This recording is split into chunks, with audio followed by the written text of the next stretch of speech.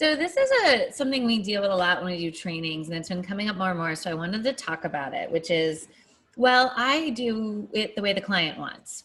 And that could be, they want the quote email. That could be, um, they want me just to email them. And I understand all of this, and that is a very classically trained customer service. What the customer wants, we deliver. But I want to flip the switch a tad bit on this and go in a bit of a different direction, which is we also have to follow our process to get them the best outcome. I would absolutely be someone that said, just email me the quote, and I would look at it and I would make my decision on one thing: price. And maybe if I liked you or not. If I didn't have a good experience, I might, if they were close, I might make my mind different ways. But if you said to me a follow-up question of, because we're going to shop so many carriers, there's a few underwriting questions. So in order for me to get your most competitive price, we really do need to reconnect. I totally understand that, and I'd be okay with it.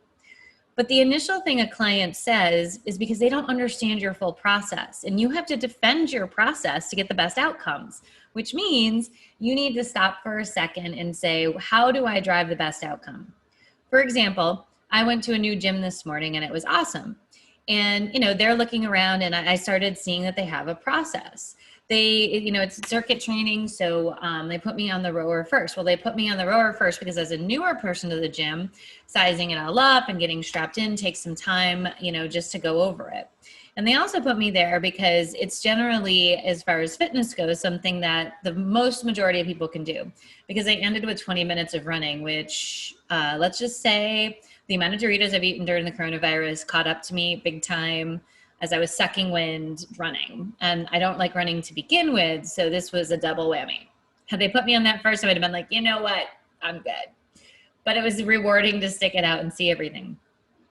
But the idea is that they have a process to follow because they know the defined outcome. At the end, the trainer greeted me and went over my stats because they had tracked it all and, encouraged me. And they were like, when's your next class? They didn't let me walk out of there without that because they're following the process. Now you might be saying, that's great at a gym, Kelly, but what about insurance? Well, I never want you to email quotes ever. I think if you're going to have a difficult conversation, even though the preferred methodology may be text can start a conversation. It doesn't mean that you have to have the conversation that way. You could text somebody and say, hey, I got your insurance renewal and we need to go over a few things. When can we talk? That is an appropriate use. But leaning into that idea, well, I do it the way the client wants it, means that the client is just giving you some indications, but they don't understand all the depth of what you have going on. So be sure to keep that in the back of your mind. Look for the outcome, not the task. And if you like these tips, make sure you understand that our newest course is being worked on for our online school, which is how to turn every inbound call into an opportunity. And we're going to go over some more of those details. We'll see you in the next video.